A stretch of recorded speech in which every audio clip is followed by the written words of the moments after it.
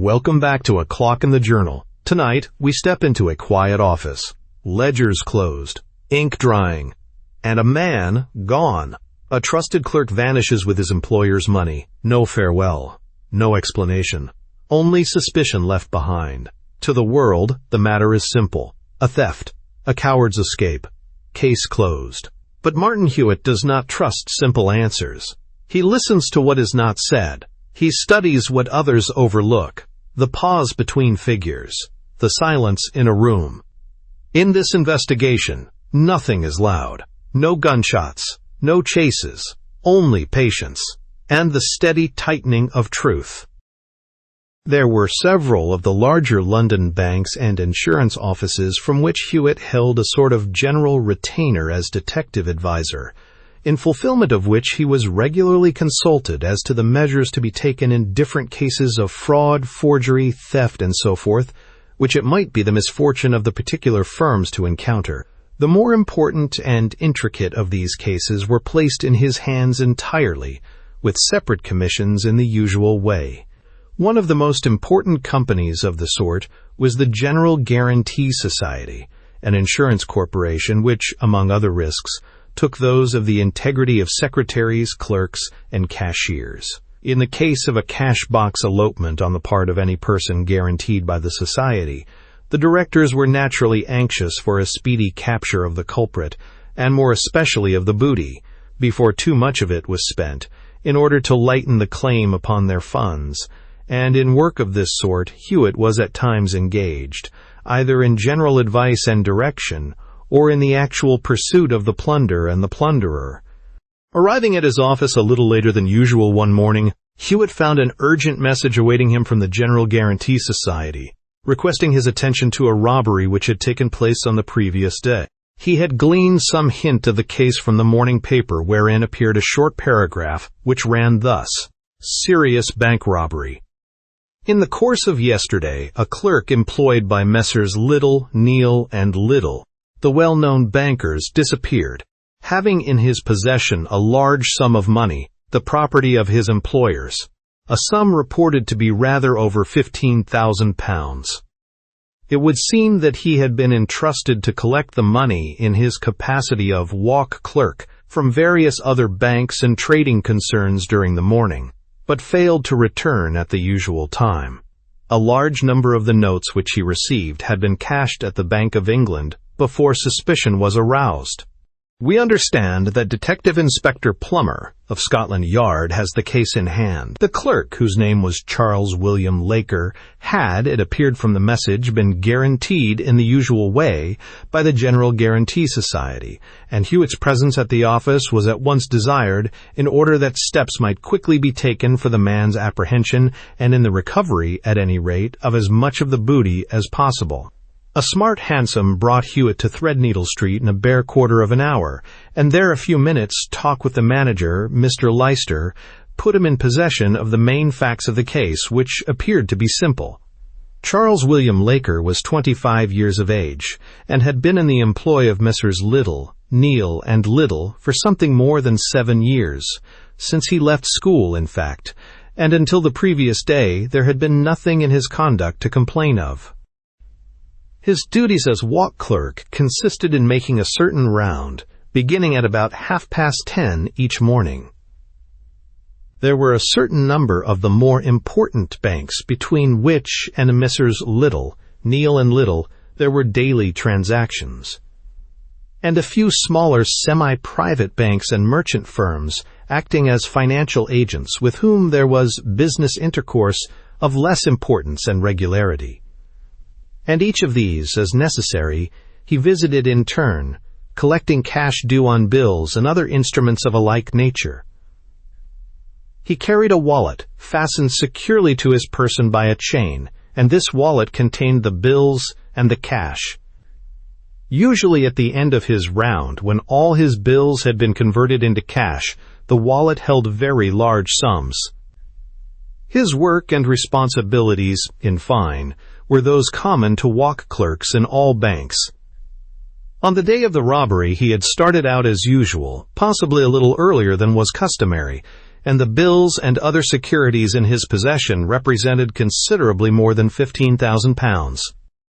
It had been ascertained that he had called in the usual way at each establishment on the round, and had transacted his business at the last place by about 1:15, being then, without doubt, in possession of cash to the full value of the bills negotiated. After that, Mr. Leicester said, yesterday's report was that nothing more had been heard of him, but this morning there had been a message to the effect that he had been traced out of the country, to Calais at least, it was thought.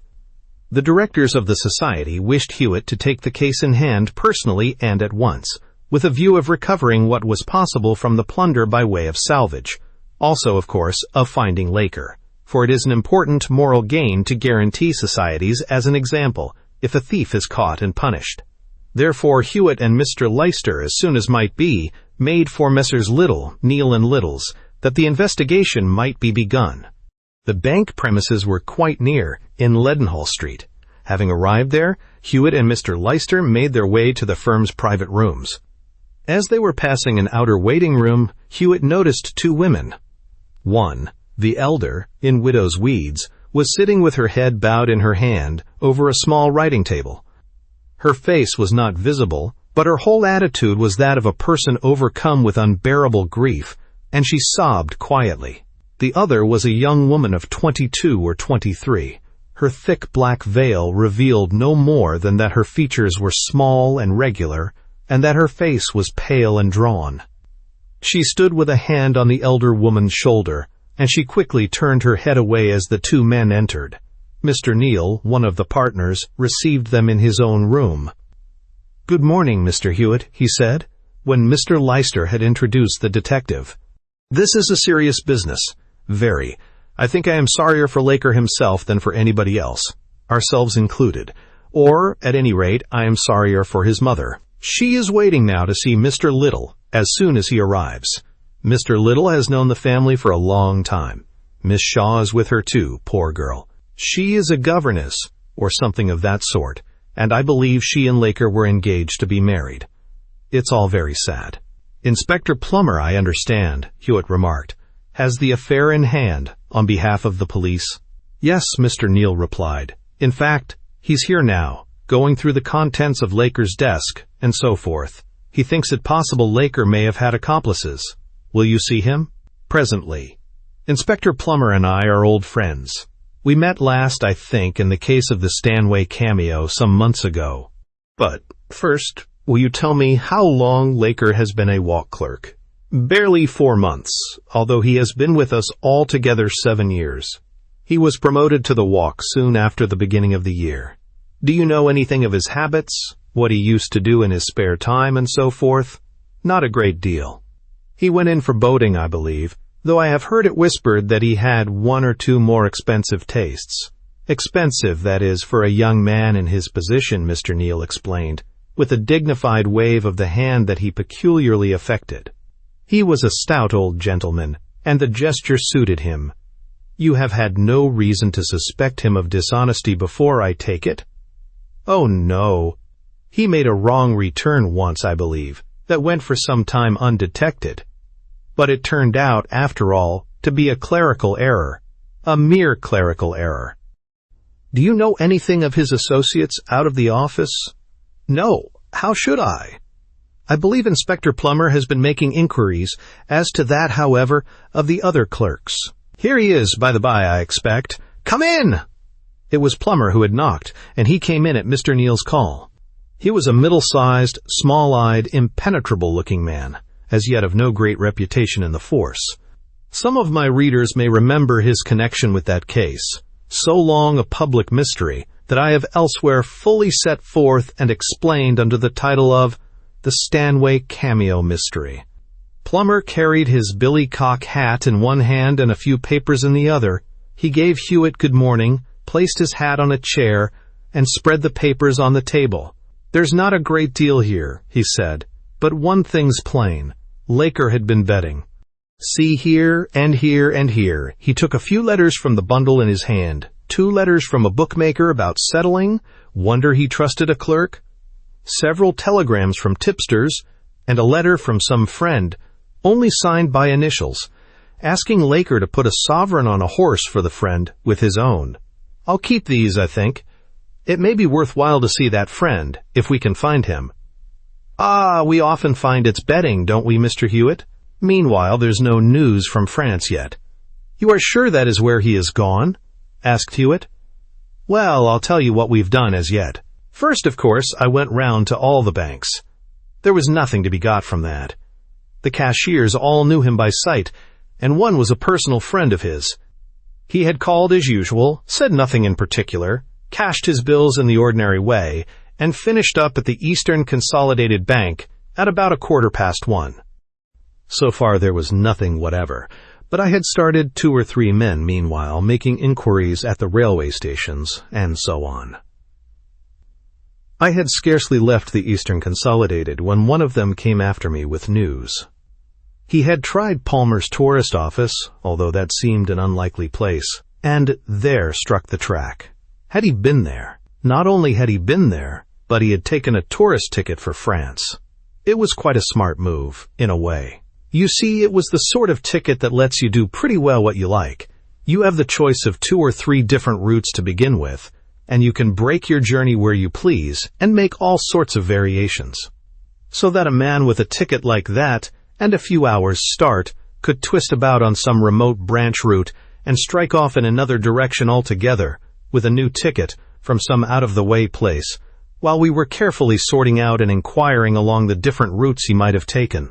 Not half a bad move for a new hand, but he made one bad mistake, as new hands always do, as old hands do, in fact, very often. He was fool enough to give his own name, C. Laker, although that didn't matter much, as the description was enough to fix him. There he was, wallet and all, just as he had come from the Eastern Consolidated Bank. He went straight from there to Palmer's, by the by, and probably in a cab. We judged that by the time. He left the Eastern Consolidated at 1:15, and was at Palmer's by 10:25.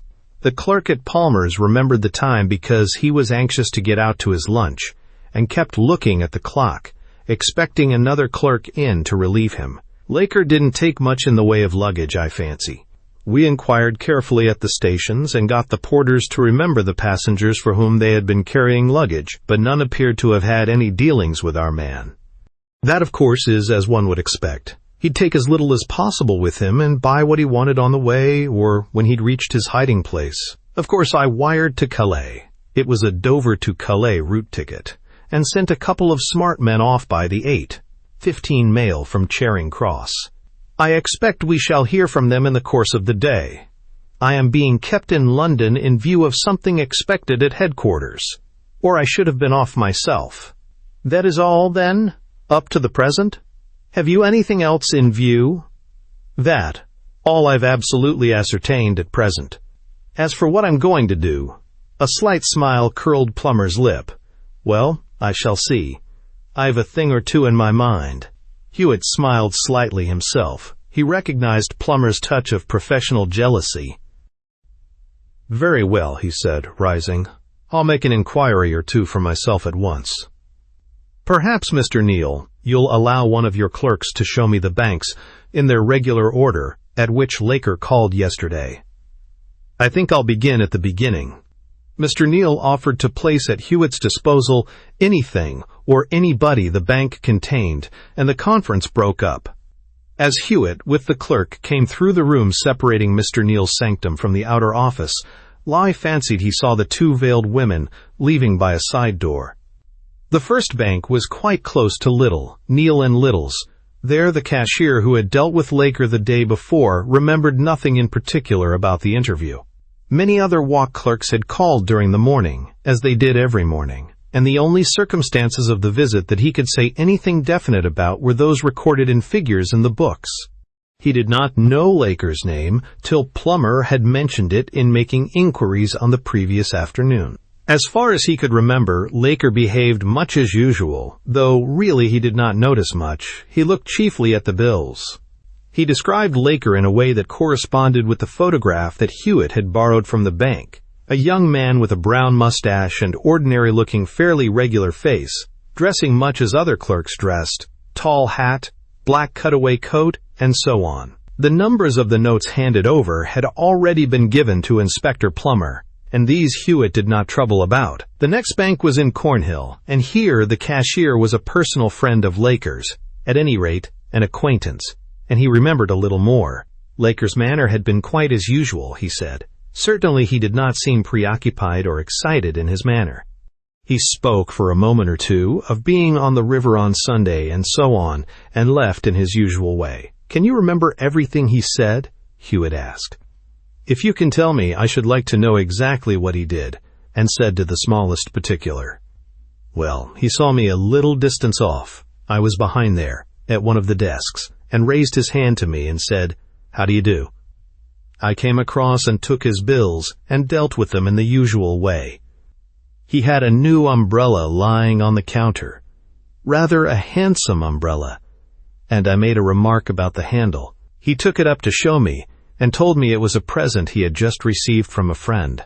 It was a gorse-root handle with 2 silver bands, one with his monogram, CWLI, said it was a very nice handle, and asked him whether it was fine in his district on Sunday. He said he had been up the river, and it was very fine there, and I think that was all. Thank you. Now about this umbrella. Did he carry it rolled? Can you describe it in detail?" "Well, I've told you about the handle, and the rest was much as usual, I think. It wasn't rolled, just napping loosely, you know. It was rather an odd-shaped handle, though. I'll try and sketch it, if you like, as well as I can remember." He did so, and Hewitt saw in the result rough indications of a gnarled crook, with 1 silver band near the end, and another, with the monogram, a few inches down the handle. Hewitt put the sketch in his pocket and bade the cashier good day. At the next bank the story was the same as at the first. There was nothing remembered but the usual routine. Hewitt and the clerk turned down a narrow paved court and through into Lombard Street for the next visit. The bank, that of Buller, Clayton, Lads and Company, was just at the corner at the end of the court, and the imposing stone entrance porch was being made larger and more imposing still, the way being almost blocked by ladders and scaffold poles. Here there was only the usual tale, and so on through the whole walk. The cashiers knew Laker only by sight, and that not always very distinctly. The calls of walk clerks were such matters of routine that little note was taken of the persons of the clerks themselves, who were called by the names of their firms, if they were called by any names at all. Laker had behaved much as usual so far as the cashiers could remember, and when finally the Eastern Consolidated was left behind, nothing more had been learnt than the chat about Laker's new umbrella.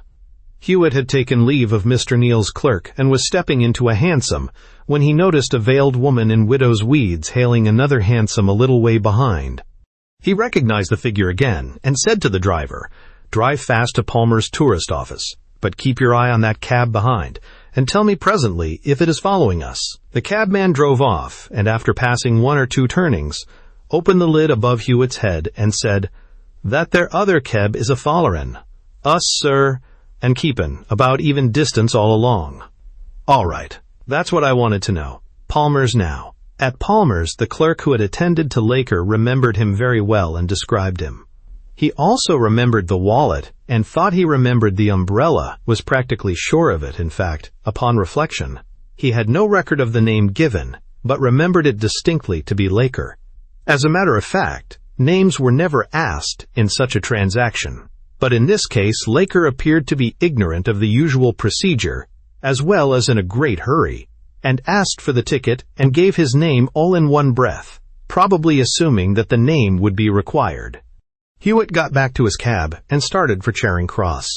The cabman once more lifted the lid and informed him that the hansom with the veiled woman in it was again following, having waited while Hewitt had visited Palmer's.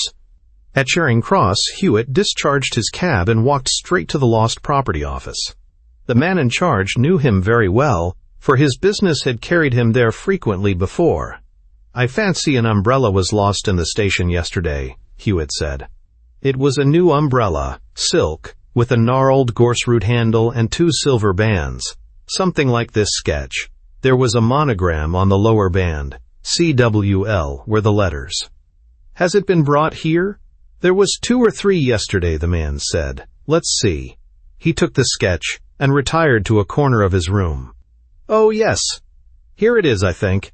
Isn't this it? Do you claim it?" "Well, not exactly that, but I think I'll take a look at it, if you'll let me. By the way, I see it's rolled up. Was it found like that?" "No, the chap rolled it up what found it. Porter he was. It's a fad of his, rolling up umbrellas close and neat, and he's rather proud of it. He often looks as though he'd like to take a man's umbrella away and roll it up for him when it's a bit clumsy done. Rum fad, eh?" "Yes, everybody has his little fad, though. Where was this found?" "Close by here. Yes, sir. Just there, almost opposite this window, in the little corner. About 2:00? About that time, more or less." Hewitt took the umbrella up, unfastened the band, and shook the silk out loose. Then he opened it, and as he did so, a small scrap of paper fell from inside it. Hewitt pounced on it like lightning. Then, after examining the umbrella thoroughly, inside and out, he handed it back to the man, who had not observed the incident of the scrap of paper. "That will do, thanks," he said. "I only wanted to take a peep at it, just a small matter connected with a little case of mine. Good morning." He turned suddenly and saw, gazing at him with a terrified expression from a door behind, the face of the woman who had followed him in the cab. The veil was lifted, and he caught but a mere glance of the face ere it was suddenly withdrawn. He stood for a moment to allow the woman time to retreat, and then left the station and walked toward his office close by. Scarcely 30 yards along the Strand he met Plummer. "I'm going to make some much closer inquiries all down the line as far as Dover," Plummer said. "They wire from Calais that they have no clue as yet, and I mean to make quite sure, if I can, that Laker hasn't quietly slipped off the line somewhere between here and Dover. There's one very peculiar thing," Plummer added confidentially. "Did you see the 2 women who were waiting to see a member of the firm at Little, Neal and Little's?" "Yes. Laker's mother and his fiancée, I was told." "That's right. Well, do you know that girl, Shaw her name is, has been shadowing me ever since I left the bank. Of course, I spotted it from the beginning. These amateurs don't know how to follow anybody. And as a matter of fact, she's just inside that jeweler's shop door behind me now, pretending to look at the things in the window. But it's odd, isn't it?" "Well," Hewitt replied, "of course it's not a thing to be neglected. If you look very carefully at the corner of Villiers Street, without appearing to stare, I think you will possibly observe some signs of Laker's mother. She's shadowing me." Plummer looked casually in the direction indicated, and then immediately turned his eyes in another direction. "I see her," he said. "She's just taking a look round the corner. That's a thing not to be ignored. Of course, the Lakers' house is being watched. We set a man on it at once yesterday, but I'll put someone on now to watch Miss Shaw's place too. I'll telephone through to Little's. Probably they'll be able to say where it is, and the women themselves must be watched too. As a matter of fact, I had a notion that Laker wasn't alone in it. And it's just possible, you know, that he has sent an accomplice off with his tourist ticket to lead us a dance while he looks after himself in another direction. Have you done anything?" "Well," Hewitt replied, with a faint reproduction of the secretive smile with which Plummer had met an inquiry of his earlier in the morning, "I've been to the station here, and I've found Laker's umbrella in the lost property office." "Oh, then probably he has gone. I'll bear that in mind, and perhaps have a word with the lost property man." Plummer made for the station, and Hewitt for his office. He mounted the stairs and reached his door just as I myself, who had been disappointed in not finding him in, was leaving. I had called with the idea of taking Hewitt to lunch with me at my club, but he declined lunch. "I have an important case in hand," he said. "Look here, Brett. See this scrap of paper? You know the types of the different newspapers? Which is this?" He handed me a small piece of paper. It was part of a cutting containing an advertisement, which had been torn in half, I think. I said, "This is from the Daily Chronicle, judging by the paper. It is plainly from the agony column, but all the papers use pretty much the same type for these advertisements, except the Times. If it were not torn, I could tell you at once, because the Chronicle columns are rather narrow. Never mind, I'll send for them all. He rang and sent Carrot for a copy of each morning paper of the previous day. Then he took from a large wardrobe cupboard a decent but well-worn and rather roughened tall hat. Also a coat a little worn and shiny on the collar. He exchanged these for his own hat and coat, and then substituted an old necktie for his own clean white one, and encased his legs in mud-spotted leggings. This done, he produced a very large and thick pocketbook, fastened by a broad elastic band, and said, "Well, what do you think of this? Will it do for Queen's taxes, or sanitary inspection, or the gas, or the water supply?" "Very well indeed, I should say," I replied. "What's the case?" "Oh, I'll tell you all about that when it's over. No time now." "Oh, here you are, Carrot. By the by, Carrot, I'm going out presently by the back way. Wait for about 10 minutes or a quarter of an hour after I am gone, and then just go across the road and speak to that lady in black, with the veil, who is waiting in that little foot passage opposite. Say Mr. Martin Hewitt sends his compliments, and he advises her not to wait, as he has already left his office by another door, and has been gone some little time. That's all. It would be a pity to keep the poor woman waiting all day for nothing. Now the papers. Daily News, Standard, Telegraph, Chronicle. Yes, here it is. In the Chronicle, the whole advertisement read thus: Yob, H.R. Shop Roast. You first, then tonight. O2. Second, top third L. Number 197 red, B.L. Straight mon. One at a time. What's this? I asked. A cryptogram. I'll see, Hewitt answered.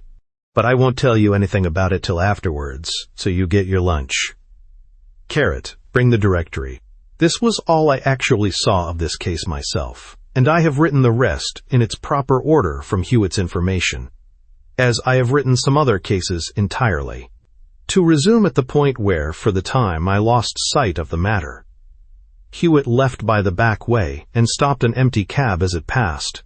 Abney Park Cemetery was his direction to the driver. In little more than 20 minutes the cab was branching off down the Essex Road on its way to Stoke Newington, and in 20 minutes more Hewitt stopped it in Church Street, Stoke Newington. He walked through a street or two, and then down another, the houses of which he scanned carefully as he passed. Opposite one which stood by itself he stopped, and making a pretense of consulting and arranging his large pocketbook, he took a good look at the house. It was rather larger, neater, and more pretentious than the others in the street, and it had a natty little coach house just visible up the side entrance. There were red blinds hung with heavy lace in the front windows, and behind one of these blinds Hewitt was able to catch the glint of a heavy gas chandelier. He stepped briskly up the front steps and knocked sharply at the door. "Mr. Merston?" he asked, pocketbook in hand, when a neat parlour-maid opened the door. "Yes." "Ah." Hewitt stepped into the hall and pulled off his hat. "It's only the meter. There's been a deal of gas running away somewhere here, and I'm just looking to see if the meters are right. Where is it?" The girl hesitated. I'll ask Master," she said. "Very well. I don't want to take it away, you know, only to give it a tap or two, and so on." The girl retired to the back of the hall, and without taking her eyes off Martin Hewitt, gave his message to some invisible person in a back room, whence came a growling reply of, "All right." Hewitt followed the girl to the basement, apparently looking straight before him, but in reality taking in every detail of the place. The gas meter was in a very large lumber cupboard under the kitchen stairs. The girl opened the door and lit a candle. The meter stood on the floor, which was littered with hampers and boxes and odd sheets of brown paper. But a thing that at once arrested Hewitt's attention was a garment of some sort of bright blue cloth, with large brass buttons, which was lying in a tumbled heap in a corner, and appeared to be the only thing in the place that was not covered with dust. Nevertheless, Hewitt took no apparent notice of it, but stooped down and solemnly tapped the meter 3 times with his pencil, and listened with great gravity, placing his ear to the top. Then he shook his head and tapped again. At length he said, "It's a bit doubtful. I'll just get you to light the gas in the kitchen a moment. Keep your hand to the burner, and when I call out, shut it off at once. See?" The girl turned and entered the kitchen, and Hewitt immediately seized the blue coat, for a coat it was. It had a dull red piping in the seams, and was of the swallowtail pattern. Livery coat, in fact.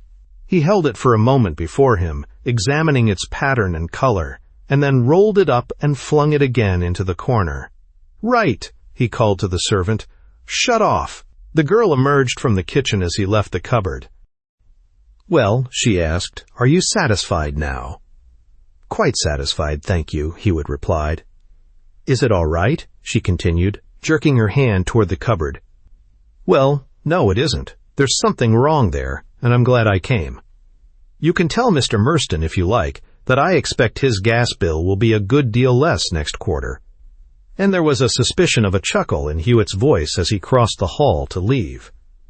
For a gas inspector is pleased when he finds at length what he has been searching for. Things had fallen out better than Hewitt had dared to expect. He saw the key of the whole mystery in that blue coat, for it was the uniform coat of the hall porters at one of the banks that he had visited in the morning, though which one he could not for the moment remember. He entered the nearest post office and dispatched a telegram to Plummer, giving certain directions and asking the inspector to meet him. Then he hailed the first available cab and hurried toward the city. At Lombard Street he alighted and looked in at the door of each bank till he came to Buller, Clayton, Lads & Company, S. This was the bank he wanted. In the other banks the hall porters wore mulberry coats, brick dust coats, brown coats, and what not. But here, behind the ladders and scaffold poles which obscured the entrance, he could see a man in a blue coat, with dull red piping and brass buttons. He sprang up the steps, pushed open the inner swing door, and finally satisfied himself by a closer view of the coat, to the wearer's astonishment. Then he regained the pavement and walked the whole length of the bank premises in front, afterwards turning up the paved passage at the side, deep in thought.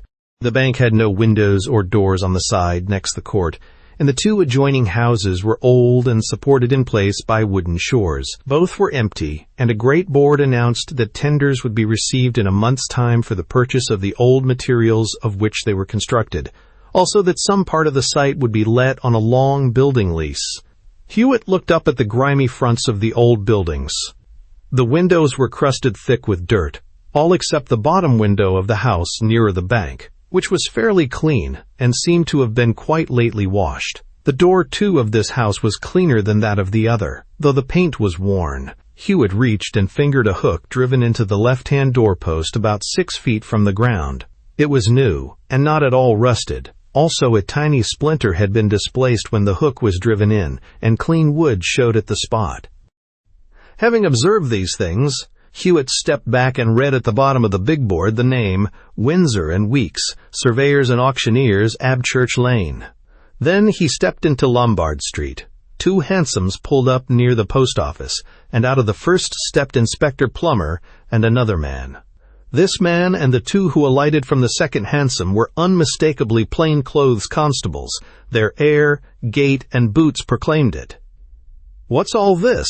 demanded Plummer as Hewitt approached. "You'll soon see, I think. But, first, have you put the watch on number 197 Hackworth Road?" "Yes. Nobody will get away from there alone." "Very good. I am going into Abchurch Lane for a few minutes. Leave your men out here, but just go round into the court by Buller, Clayton, and Lads's, and keep your eye on the first door on the left. I think we'll find something soon." "Did you get rid of Miss Shaw?"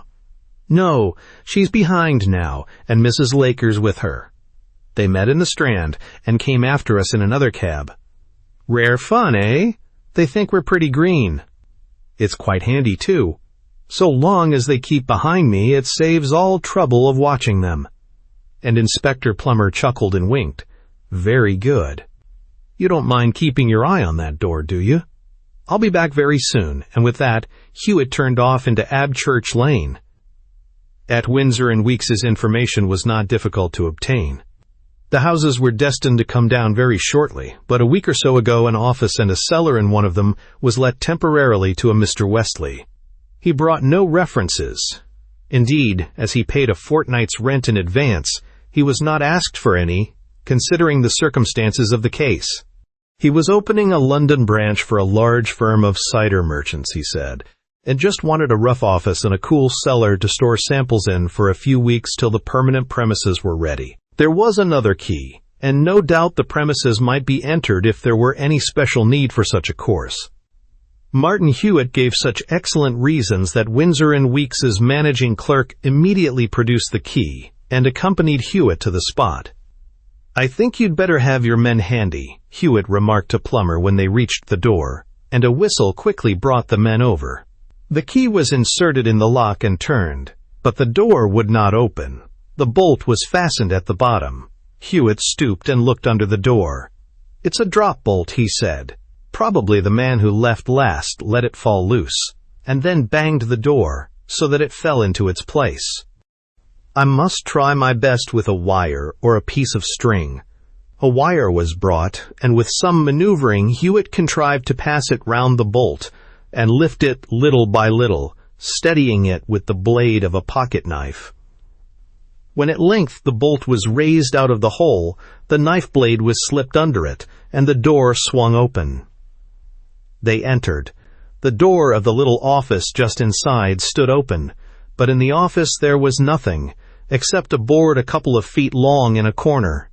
Hewitt stepped across and lifted this, turning it downward face toward Plummer. On it, in fresh white paint on a black ground, were painted the words, "Buller, Clayton, Lads and Company, Temporary Entrance." Hewitt turned to Windsor & Weeks's clerk and asked, "The man who took this room called himself Westley, didn't he?" "Yes." "Youngish man, clean-shaven and well-dressed?" "Yes, he was." "I fancy," Hewitt said, turning to Plummer, "I fancy an old friend of yours is in this Mr. Sam Gunter. What, the Hoxton Yob?" "I think it's possible he's been Mr. Wesley for a bit, and somebody else for another bit. But let's come to the cellar." Windsor & Weeks's clerk led the way down a steep flight of steps into a dark underground corridor, wherein they lighted their way with many successive matches. Soon the cellar corridor made a turn to the right, and as the party passed the turn, there came from the end of the passage before them a fearful yell. "Help! Help! Open the door!" "I'm going mad. Mad! Oh my God!" And there was a sound of desperate beating from the inside of the cellar door at the extreme end. The men stopped, startled.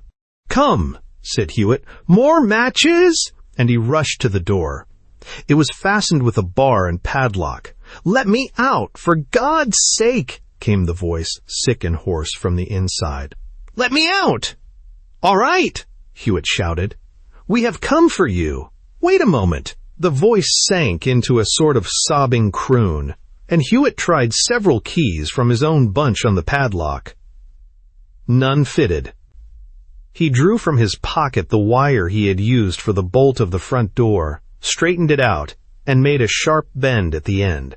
"Hold a match close," he ordered shortly, and one of the men obeyed. 3 or 4 attempts were necessary, and several different bendings of the wire were effected. But in the end Hewitt picked the lock and flung open the door. From within a ghastly figure fell forward among them fainting, and knocked out the matches. "Hello!" cried Plummer. "Hold up! Who are you?" "Let's get him up into the open," said Hewitt. "He can't tell you who he is for a bit, but I believe he's Laker." "Laker? What, here?" "I think so. Steady up the steps. Don't bump him. He's pretty sore already, I expect." Truly the man was a pitiable sight. His hair and face were caked in dust and blood, and his fingernails were torn and bleeding. Water was sent for at once, and brandy. "Well," said Plummer hazily, looking first at the unconscious prisoner and then at Hewitt, "but what about the swag?" "You'll have to find that yourself," Hewitt replied. "I think my share of the case is about finished.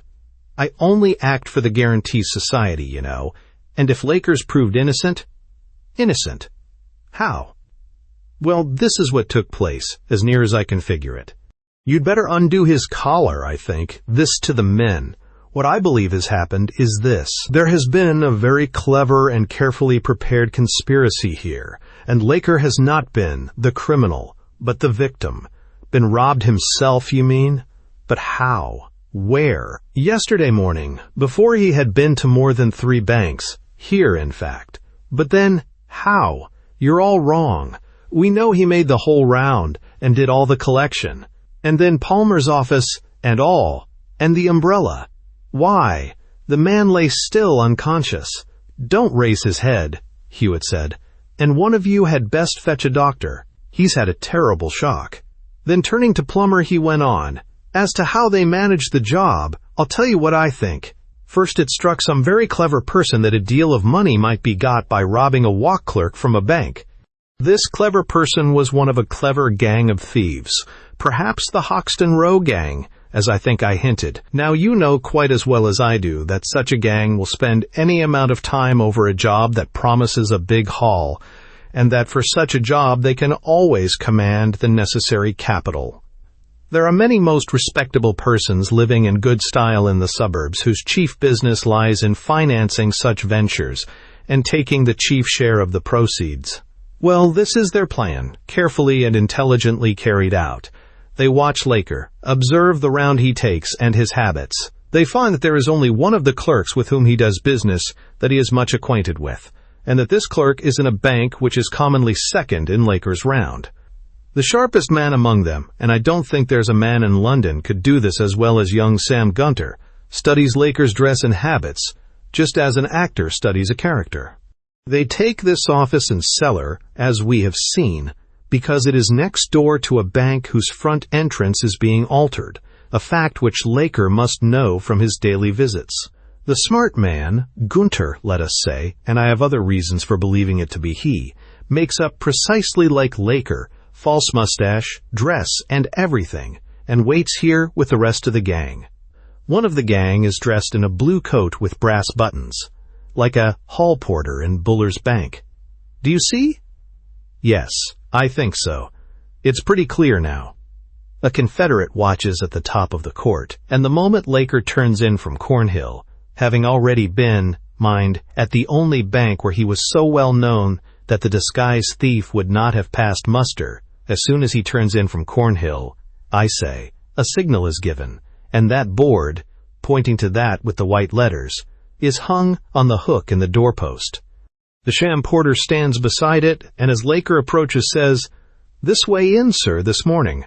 The front way shut for the alterations." Laker, suspecting nothing, and supposing that the firm have made a temporary entrance through the empty house, enters. He is seized when well along the corridor. The board is taken down and the door shut. Probably he is stunned by a blow on the head. See the blood now. They take his wallet and all the cash he has already collected. Gunter takes the wallet and also the umbrella, since it has Laker's initials and is therefore distinctive. He simply completes the walk in the character of Laker, beginning with Buller, Clayton, and Lads's just round the corner. It is nothing but routine work, which is quickly done, and nobody notices him particularly. It is the bills they examine. Meanwhile, this unfortunate fellow is locked up in the cellar here, right at the end of the underground corridor, where he can never make himself heard in the street, and where next him are only the empty cellars of the deserted house next door. The thieves shut the front door and vanish. The rest is plain. Gunter, having completed the round and bagged some £15,000 or more, spends a few pounds in a tourist ticket at Palmer's as a blind, being careful to give Laker's name. He leaves the umbrella at Charing Cross in a conspicuous place right opposite the lost property office, where it is sure to be seen, and so completes his false trail. Then who are the people at 197 Hackworth Road? The capitalist lives there, the financier, and probably the directing spirit of the whole thing. Merston's the name he goes by there, and I've no doubt he cuts a very imposing figure in chapel every Sunday. He'll be worth picking up. This isn't the first thing he's been in, I'll warrant. But what about Laker's mother and Miss Shaw? Well, what? The poor women are nearly out of their minds with terror and shame, that's all. But though they may think Laker a criminal, they'll never desert him. They've been following us about with a feeble, vague sort of hope of being able to baffle us in some way, or help him if we caught him, or something. Poor things. Did you ever hear of a real woman who'd desert a son or a lover merely because he was a criminal? But here's the doctor. When he's attended to him, will you let your men take Laker home? I must hurry and report to the Guarantee Society, I think. But, said the perplexed plumber, where did you get your clue? You must have had a tip from someone, you know. You can't have done it by clairvoyance. What gave you the tip? The Daily Chronicle. The what? The Daily Chronicle. Just take a look at the agony column in yesterday morning's issue and read the message to Job, to Gunter, in fact. That's all. By this time, a cab was waiting in Lombard Street, and two of Plummer's men, under the doctor's directions, carried Laker to it. No sooner, however, were they in the court than the two watching women threw themselves hysterically upon Laker, and it was long before they could be persuaded that he was not being taken to jail. The mother shrieked aloud, my boy, don't take him. Oh, don't take him. They've killed my boy. Look at his head. Oh, his head," and wrestled desperately with the men, while Hewitt attempted to soothe her and promised to allow her to go in the cab with her son if she would only be quiet. The younger woman made no noise, but she held one of Laker's limp hands in both hers. Hewitt and I dined together that evening, and he gave me a full account of the occurrences which I have here set down. Still, when he was finished, I was not able to see clearly by what process of reasoning he had arrived at the conclusions that gave him the key to the mystery, nor did I understand the agony column message, and I said so. In the beginning, Hewitt explained, the thing that struck me as curious was the fact that Laker was said to have given his own name at Palmer's in buying his ticket. Now, the first thing the greenest and newest criminal thinks of is changing his name, so that the giving of his own name seemed unlikely to begin with. Still, he might have made such a mistake, as Plummer suggested when he said that criminals usually make a mistake somewhere, as they do, in fact. Still, it was the least likely mistake I could think of, especially as he actually didn't wait to be asked for his name, but blurted it out when it wasn't really wanted. And it was conjoined with another rather curious mistake, or what would have been a mistake, if the thief were Laker. Why should he conspicuously display his wallet, such a distinctive article, for the clerk to see and note? Why rather had he not got rid of it before showing himself? Suppose it should be somebody personating Laker. In any case, I determined not to be prejudiced by what I had heard of Laker's betting. A man may bet without being a thief. But, again, supposing it were Laker, might he not have given his name and displayed his wallet and so on, while buying a ticket for France, in order to draw pursuit after himself in that direction while he made off in another name, and disguised? Each supposition was plausible, and, in either case, it might happen that whoever was laying this trail would probably lay it a little farther. Charing Cross was the next point, and there I went. I already had it from Plummer that Laker had not been recognized there. Perhaps the trail had been laid in some other manner. Something left behind with Laker's name on it, perhaps. I at once thought of the umbrella with his monogram, and, making a long shot, asked for it at the Lost Property Office, as you know. The guess was lucky.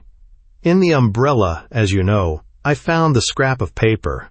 That, I judged, had fallen in from the hand of the man carrying the umbrella. He had torn the paper in half in order to fling it away, and one piece had fallen into the loosely flapping umbrella.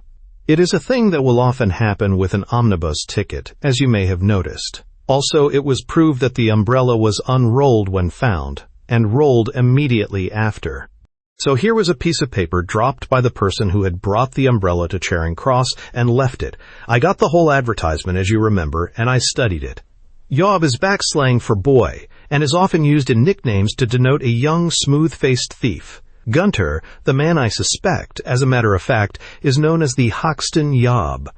The message, then, was addressed to someone known by such a nickname. Next, H.R. Shop Roast. Now, in thieves' slang, to roast a thing or a person is to watch it or him. They call any place a shop, notably a thieves' den. So that this meant that some resort, perhaps the Hoxton Row shop, was watched. You first, then tonight, would be clearer, perhaps, when the rest was understood. I thought a little over the rest, and it struck me that it must be a direction to some other house, since one was warned of as being watched. Besides, there was the number 197 and red BL, which would be extremely likely to mean red blinds by way of clearly distinguishing the house. And then the plan of the thing was plain. You have noticed probably that the map of London which accompanies the post office directory is divided, for convenience of reference, into numbered squares? Yes. The squares are denoted by letters along the top margin and figures down the side. So that if you consult the directory and find a place marked as being in D5, for instance, you find vertical divisions D and run your finger down it till it intersects horizontal division 5, and there you are. Precisely. I got my post office directory and looked for 02 inches. It was in North London and took in parts of Abney Park Cemetery and Clissold Park. Second top was the next sign. Very well. I counted the second street intersecting the top of the square, counting in the usual way from the left. That was Lordship Road. Then third L. From the point where Lordship Road crossed the top of the square, I ran my finger down the road till it came to third L, or, in other words, the third turning on the left, Hackworth Road. So there we were, unless my guesses were altogether wrong. Straight Mon probably meant straight moniker, that is to say, the proper name, a thief's real name, in contradistinction to that he may assume. I turned over the directory till I found Hackworth Road, and found that number 197 was inhabited by a Mr. Merston. From the whole thing I judged this. There was to have been a meeting at the HR shop, but that was found at the last moment to be watched by the police for some purpose, so that another appointment was made for this house in the suburbs. You first, then tonight. The person addressed was to come first, and the others in the evening.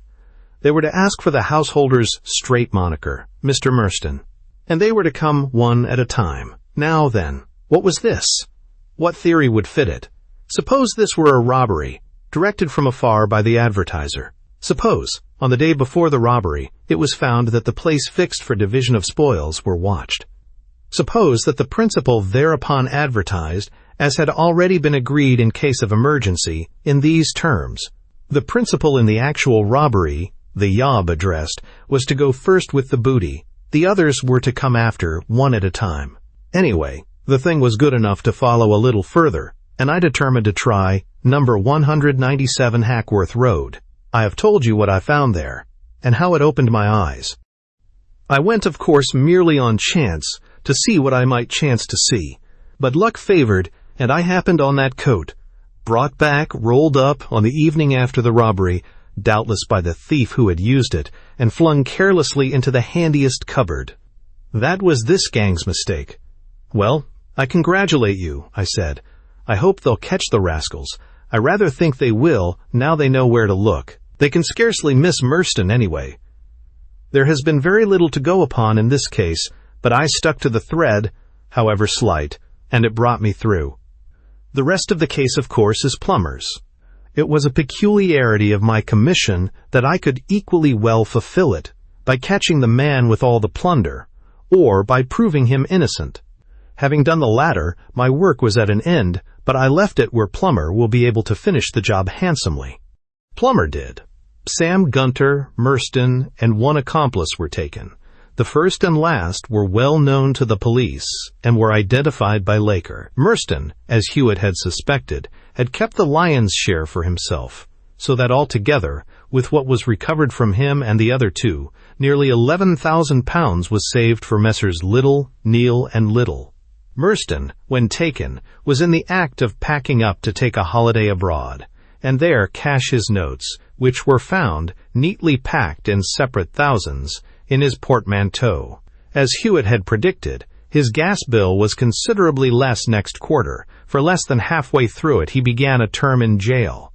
As for Laker, he was reinstated, of course, with an increase of salary by way of compensation for his broken head.